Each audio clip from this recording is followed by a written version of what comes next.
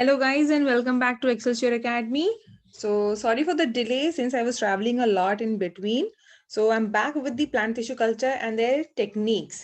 So these are the few more topics which are left in order to cover this topic. I know that the exam is on Feb 14th of IIT JAM Biotechnology. But guys who really are, interested to complete their syllabus and want to write again, it is also for them. Okay. So let's begin our session for today's, that is protoplast culture.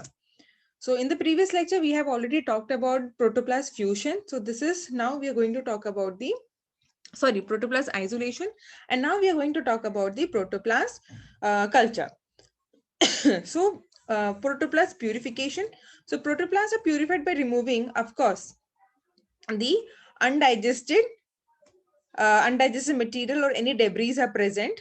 Burst protoplast, because this will be of no use, and the enzymes. So we don't want enzymes because it will interfere in the fusion of the protoplast or it may hinder the culture developments. So these three are important in order to remove so that you can purify the protoplast. Now here itself you can see that protoplasts are there. It has been isolated from different plant sources. So you can see that certain debris are also present, right? And they're also getting fused over here. So these are the where the protoplast is getting fused in order to carry out the culture. Okay. Now these debris, how in order to purify, how what are the steps you need to carry out? So debris, so they are removed by filtering the preparation through a nylon mesh. So now what is nylon mesh? You must have seen it's kind of gauze like this will be there. Okay. So from that you can keep onto the funnel also, you can keep the beaker so that you can collect. And now to this funnel you can keep your nylon mesh also like this. And from here you can add your sample and it will get filtered. Okay. And then enzymes. Now enzymes are removed by centrifugation, whereby protoplast will settle to the bottom of the tube and the supernatant removed with the help of the pipette. Now we know that in the centrifuge you have got the centrifuge tubes are there. You take the protoplast solutions. Okay. Now we need to remove the enzymes. Now comparing the enzymes molecular weight and the protoplast molecular weight, we know that protoplast is going to be heavy. Okay. Now, since this is heavy, so when you're applying the centrifugal force, what will happen then? These protoplasts will get settled at the bottom of the centrifuge tube. Okay. And these enzymes will be present on the supernatant. So these supernatants you can discard and protoplasts can be purified. Okay, so this is how you can do. Now guys, this slide is very important because these types of questions will be asked in the interview session also. Now, intact protoplasts are separated from the broken protoplast through centrifugation and removed by pipette as they are collected at the top of the tube. Okay, so this is how you're going to purify your protoplast. Now coming to the culture. So isolated protoplasts can be cultured in an appropriate medium to reform cell wall and generate callus. So what is happening? First you have removed the cell wall so that different types of protoplasts can get fused. Now once they get fused, they need to recover or they need to reform the cell wall. Now after once they recover the cell wall, they will develop into the callus. Now, from the callus, you know what to do, right? Either you can have the proper concentration of phytohormones. This will develop into the roots or shoots or to the entire whole plant. Okay. So, depending on the requirement from the callus, you know what to do. Now, what are the optimal conditions in order to carry out the protoplast culture? So, first, optimal density to the culture. It means the number of protoplast use has to be good. Okay, so it has to be optimal. You cannot have more number of protoplasts or you can also not have less number of protoplasts, otherwise it will not form properly. Then optimal oxygen to cytokinin ratio, glucose and sucrose, these are the requirements of the growth. Then also to maintain the osmoprotectant in the medium, and the temperature should be around 20 to 28 degrees Celsius. Now, what about the pH? So already we have mentioned that the pH of the medium has to be in the 5.5 to 6 range. Okay, so that should be maintained before autoclaving the medium. Then we also use 0.25 casein hydrolysate and BAP and Na. What are these? They are nothing but the synthetic phytohormones. Okay, this also act as carbon source and nitrogen source. So these are also important because later when we are going to talk about the nutrients, we have got two different types, macro and micro. So what are their roles in the development of the plant, in the growth of the plant, that also we are going to discuss. Okay, so first in the protoplast culture, we use the suitable media in order to get the cell wall. So getting the cell wall is more important. Then the formation of a complete cell with a wall, it is followed by increase in size, the number of cell organelles and the induction of cell division. So once the protoplast has been fused, okay, so you have got the fused protoplast, this will regenerate the cell wall, and after that there will be increase in the size and then it will undergo the cell division. Okay, so finally it is going to behave like a normal cell. The first cell division may occur within 2 to 7 days of culture. So guys, you need to have good amount of patience in order to do any plant tissue culture. Now resulting will show these small clumps of cells, and these are called as microcolony, which will be seen in 1 to 3 weeks. So you can see that in the culture, these will be seen as the colonies, clumps of the cells. Okay. So this I already have shown in the previous slides. You can see in that also. Okay. Now, for such clumps, there are two routes to generate a complete plant depending on the what kind of species you are using in order to carry out the plant tissue culture. So first, you can have total regeneration of plants using organogenesis from the callus. Sorry.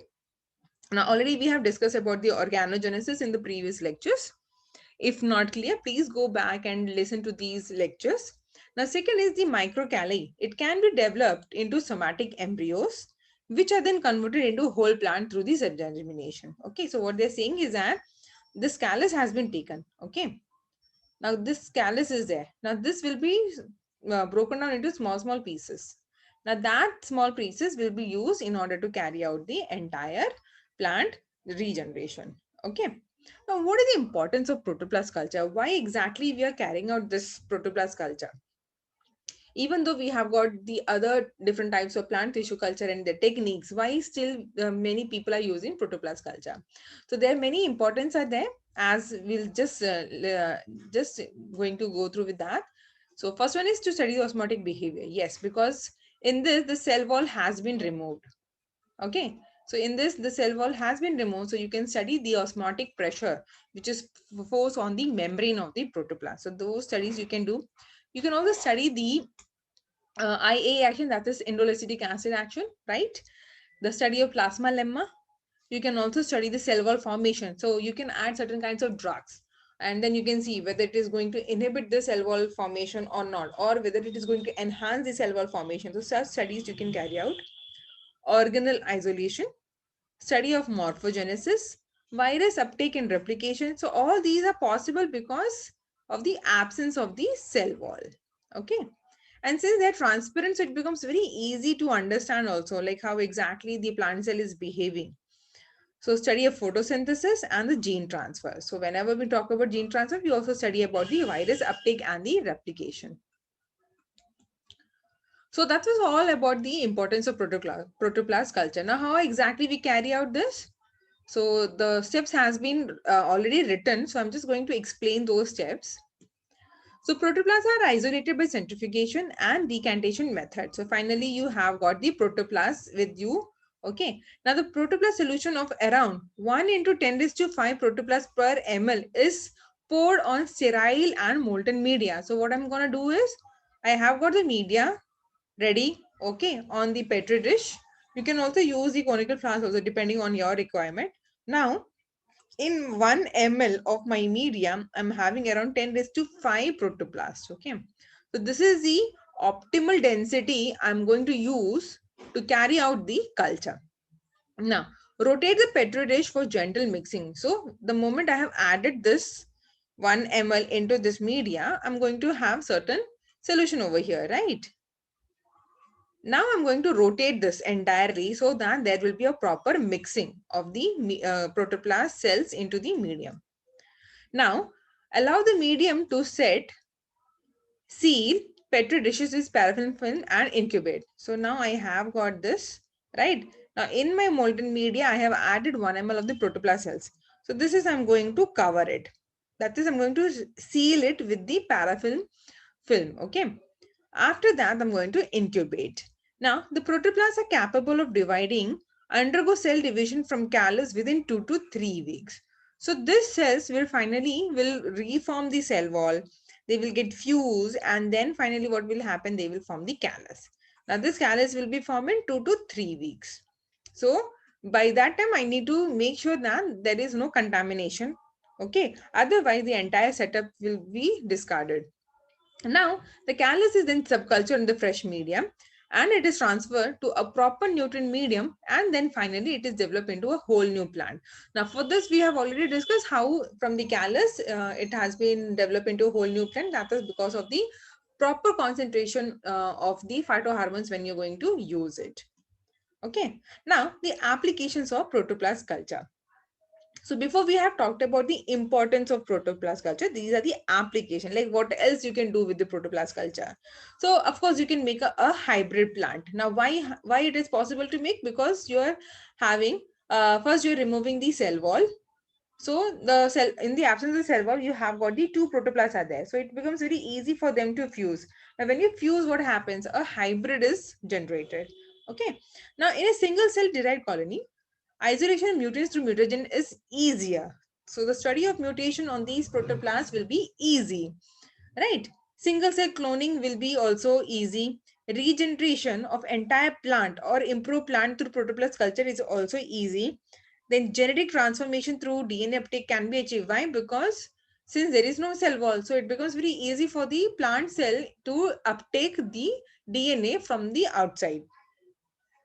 Now, reproducible protoplasts to plant systems are now available for many plants of the agronomic value. And because of this, the protoplast culture has got more application as compared to the other techniques.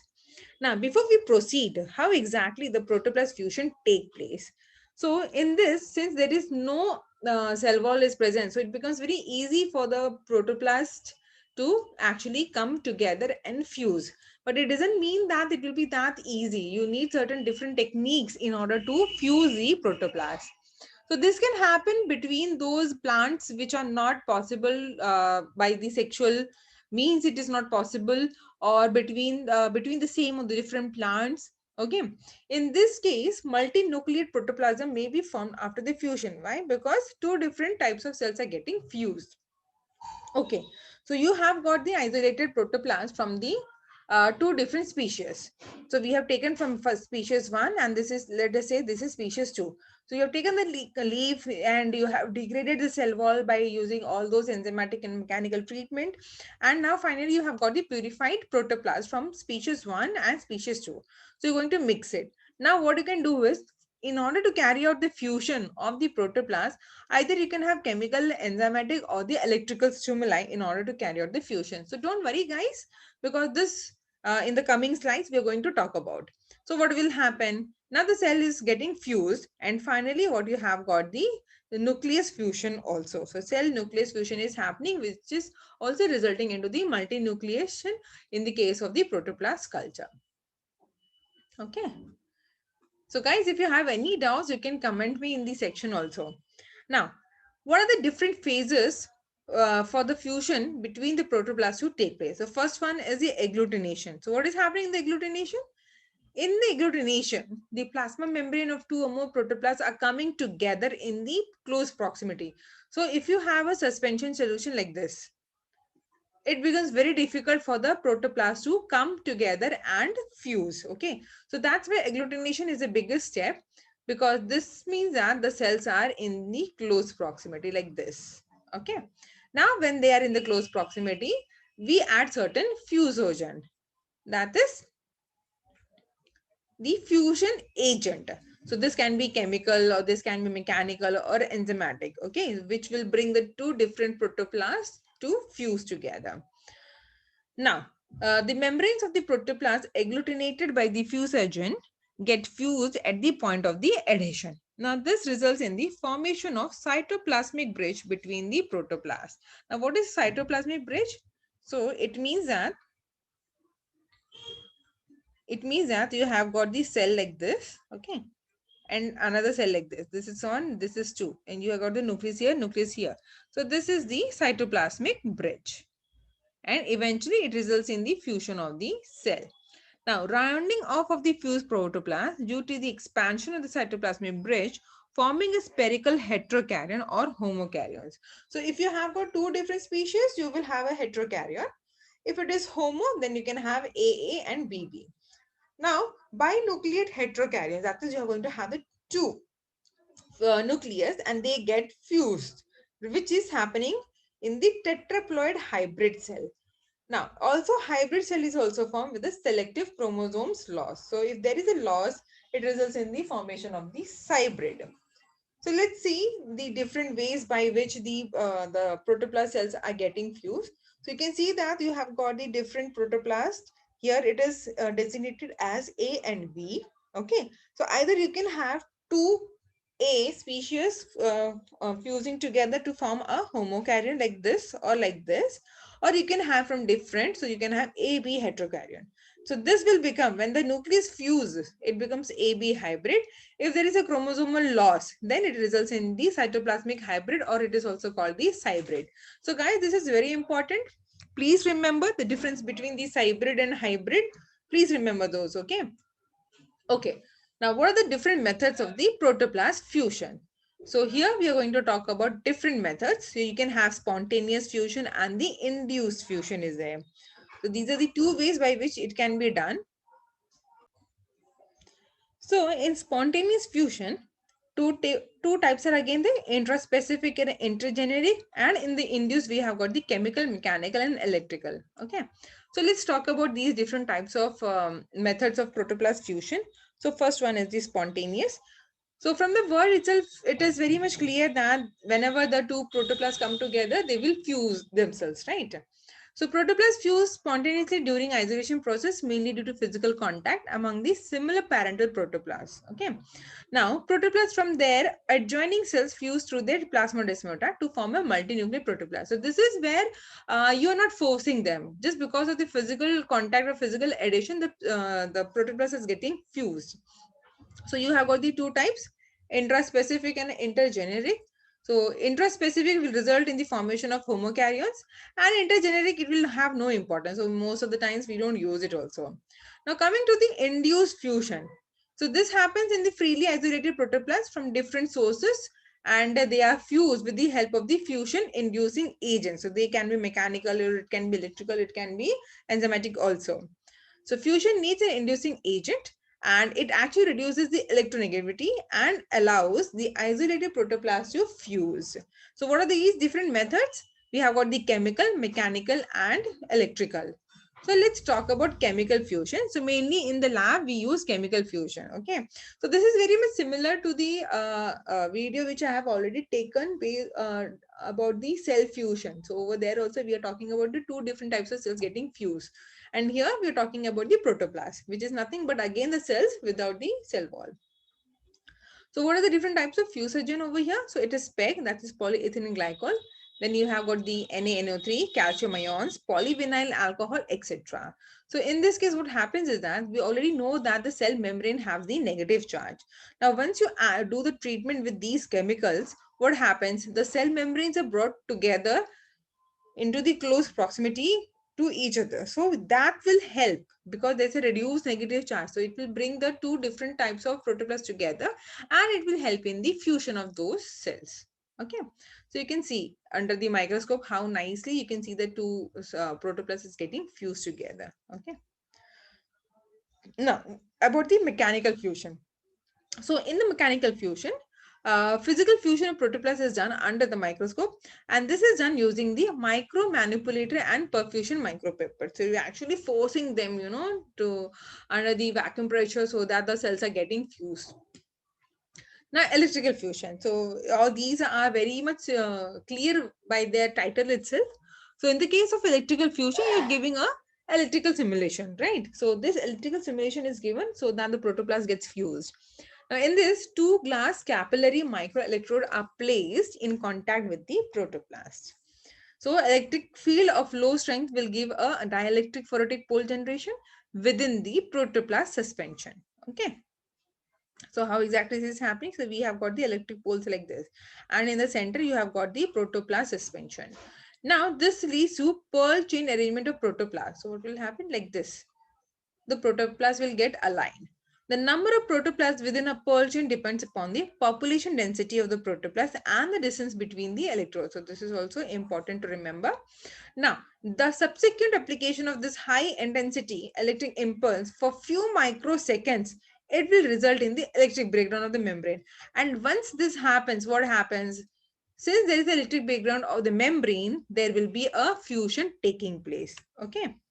So this is how electrical fusion is done. So basically in the lab, like as far as I know, doing the research in the lab, I feel that the chemical fusion is far better option as compared to the other options. Okay. Now there are two types of currents are used. So AC and DC, you can see these are the pearl-like chain is formed of the protoplast. So once these AC/DC current is given, what happens? There is a membrane breakdown, and that is the moment at which the protoplast membranes are getting fused. So this figure will show, it's talking about the summary of the isolation and the culture of the protoplast. So you have got the plant.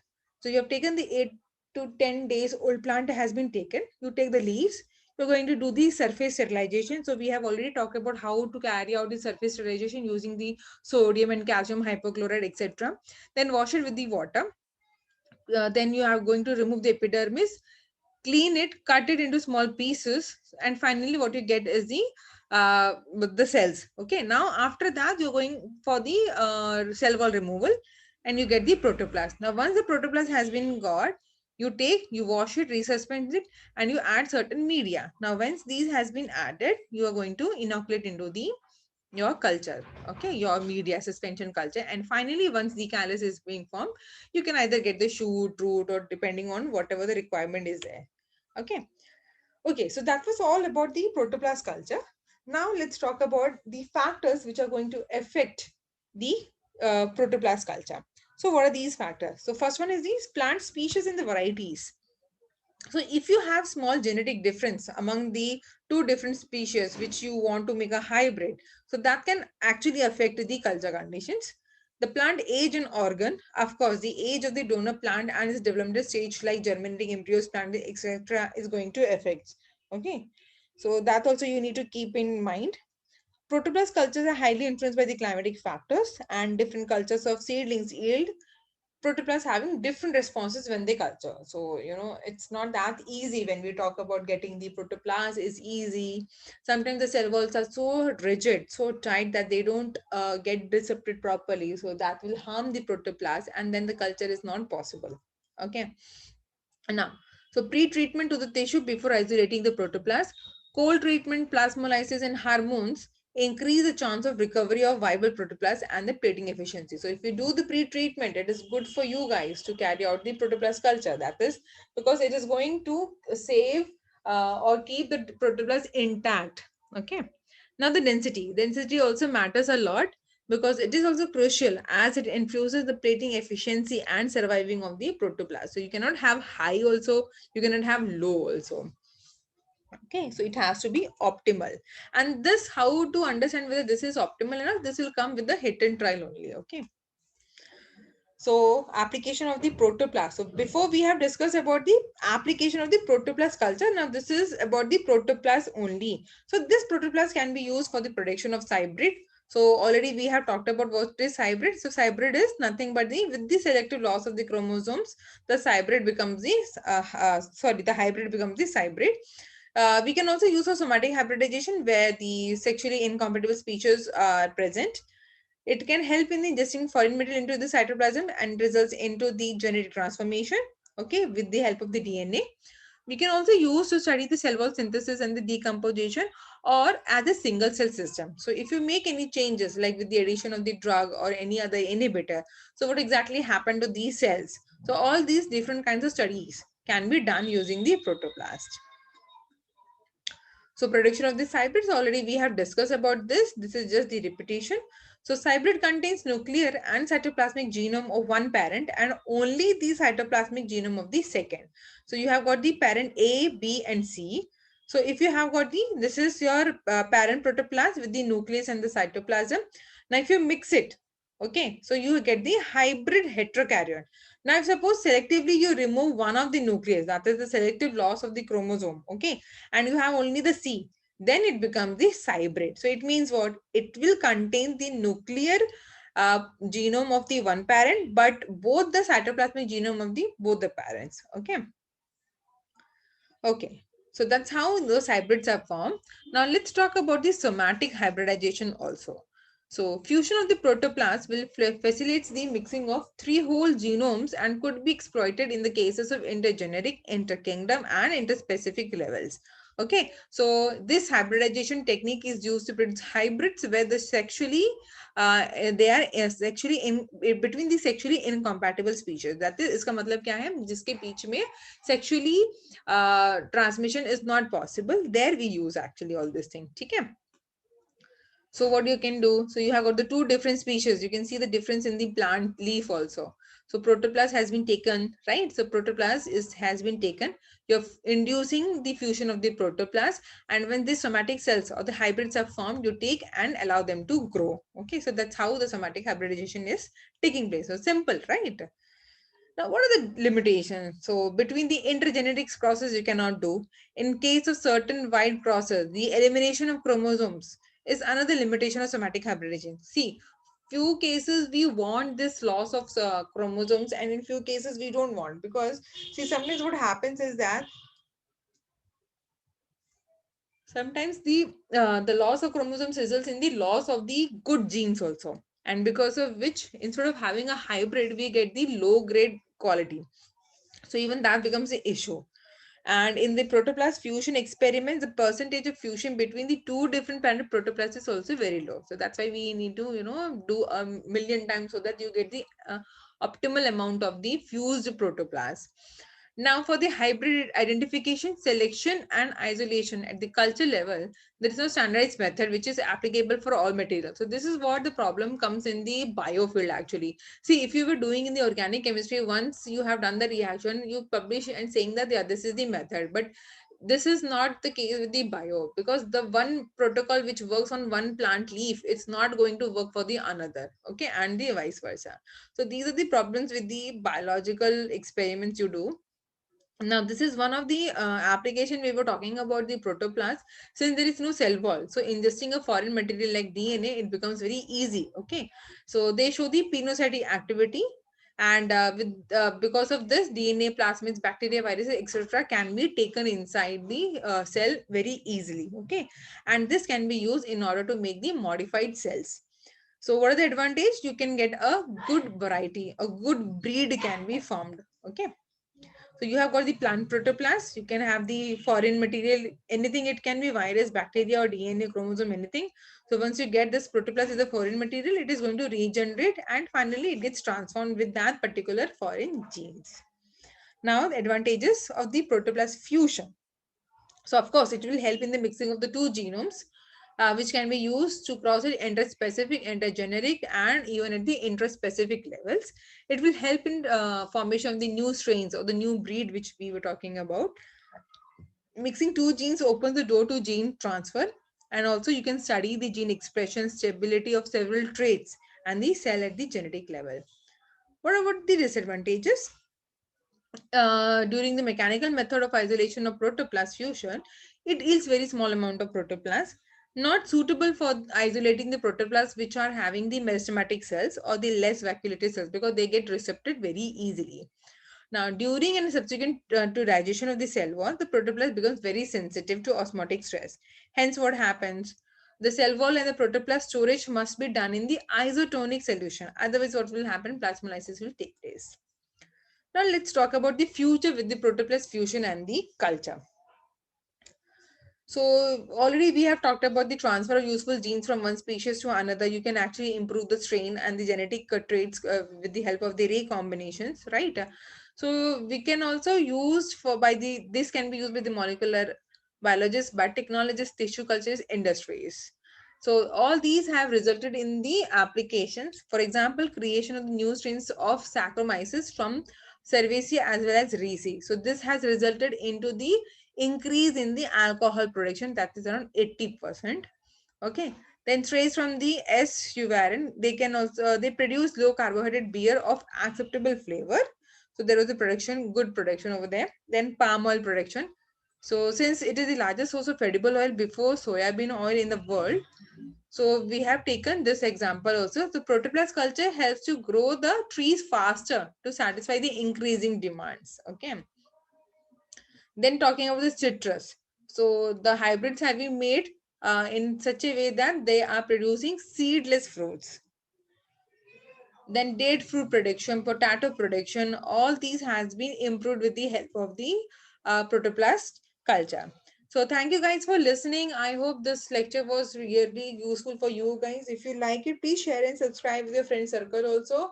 And keep following the Excel Chair Academy, because these lectures has been designed in order so that you guys can crack your exams, IIT JAM especially. Okay, so many more topics are still left in your IIT JAM and your academy syllabus, so that will be completed soon. So stay tuned to Excel Academy. Thank you guys.